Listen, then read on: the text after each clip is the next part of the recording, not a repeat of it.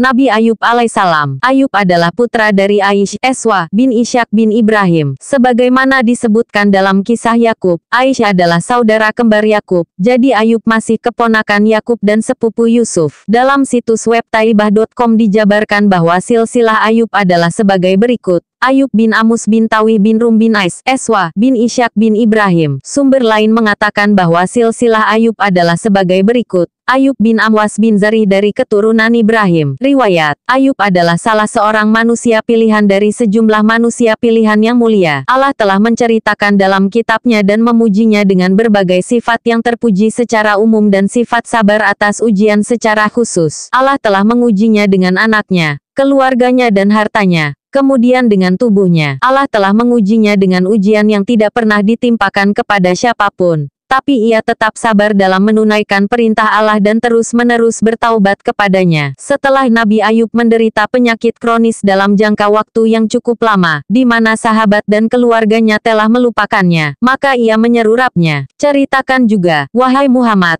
kisah Ayub. Tatkala menderita sakit, ia berdoa kepada Tuhannya seraya berkata, "Ya Tuhanku, aku terserang penyakit yang membahayakan, dan Engkau adalah zat yang paling pengasih." Al-Anbiya 83 dikatakan kepadanya, "Kemudian kami penuhi permintaannya dan kami serukan kepadanya, hentakanlah kedua kakimu di tanah, niscaya akan keluar air yang sejuk untuk kamu pakai mandi dan minum sehingga kepayahan dan rasa sakitmu hilang." Sot 42. Nabi Ayub As menghantamkan kakinya, maka memancarlah mata air yang dingin karena hantaman kakinya tersebut. Dikatakan kepadanya, minumlah darinya serta mandilah. Nabi Ayub As melakukannya, maka Allah Ta'ala menghilangkan penyakit yang menimpa batinnya dan lahirnya. Kemudian Allah mengembalikan kepadanya keluarganya, hartanya, sejumlah nikmat serta kebaikan yang dikaruniakan kepadanya dalam jumlah yang banyak. Dengan kesabarannya itu maka ia merupakan suri teladan bagi orang-orang yang sabar, penghibur bagi orang-orang yang mendapat ujian atau ditimpa musibah serta pelajaran berharga bagi orang-orang yang mau mengambil pelajaran. Asteris, ketika Ayub sakit, maka ia menemukan kepingan uang milik istrinya yang diperoleh dari hasil pekerjaannya melakukan sesuatu, sehingga ia bersumpah akan mencambuknya 100 kali cambukan. Kemudian Allah meringankannya dari Nabi Ayub dan istrinya, seraya dikatakan kepadanya, Ayub pernah bersumpah akan memukul salah seorang anggota keluarganya dengan beberapa kayu. Lalu Allah membebaskan sumpahnya dengan cara memerintahkannya mengambil seikat kayu sebanyak yang disumpahnya, untuk dipukulkan kepadanya. Ia pun memukulnya dengan seikat kayu tadi. Dengan gitu dia melaksanakan sumpahnya dengan penderitaan yang lebih sedikit. Sesungguhnya Allah telah memberikan karunia-Nya berupa nikmat tersebut karena Ayub sabar atas cobaan sehingga pantas menerima pujian itu. Maka ia adalah sebaik-baik hamba, karena selalu kembali kepada Allah dalam segala permasalahan. Sot 44. Dalam ayat di atas terdapat dalil bahwa kifarat sumpah tidak disyariatkan kepada seseorang sebelum syariat kita, serta kedudukan sumpah di hadapan mereka adalah sama dengan nazdar, yang mesti dipenuhi. Juga dalam ayat tersebut terdapat dalil, bahwa bagi orang yang tidak mungkin dilaksanakan hukuman had atasnya karena kondisinya yang lemah atau alasan lainnya, hendaklah diberlakukan kepadanya hukuman yang disebut dengan hukuman tersebut.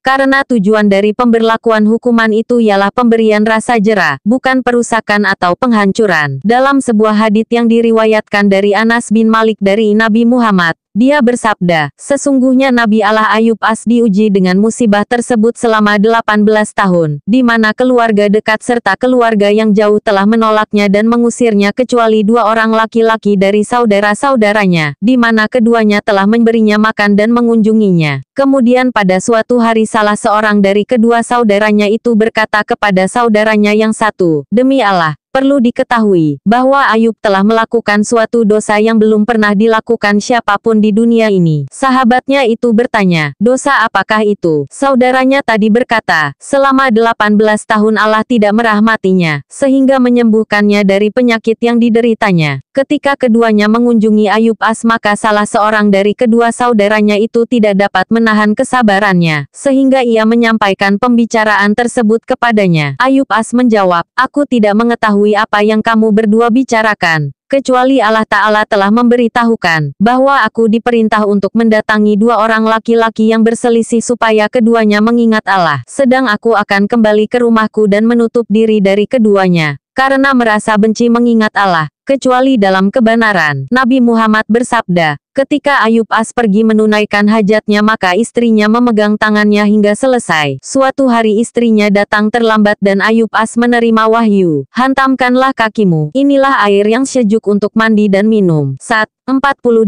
Ketika istrinya datang dan bermaksud menemuinya, maka ia melayangkan pandangannya dalam keadaan tertegun, dan Ayub As menyambutnya dalam rupa di mana Allah telah menyembuhkan penyakit yang dideritanya, dan rupanya sangat tampan seperti semula. Ketika istrinya melihatnya, seraya bertanya, semoga Allah memberkatimu. Apakah engkau melihat Nabi Allah yang sedang diuji? Demi Allah, bahwa aku melihatnya mirip denganmu saat ia sehat. Ayub As menjawab, sesungguhnya aku ini adalah dia. Ketika itu di hadapannya terdapat 2 buah gundukan yaitu gundukan gandum dan jewawut. Kemudian Allah mengirim 2 buah awan, di mana ketika salah satunya menaungi gundukan gandum, maka tercurah padanya emas hingga penuh. Sedangkan pada gundukan jewawut tercurah mata uang hingga penuh. Hadis riwayat Abu Ya'la 3617, yang disahihkan Al-Hakim 2/581-582, dan Ibnu Hibban 2091, serta Al-Albani dalam kitab Sahihnya No. 17.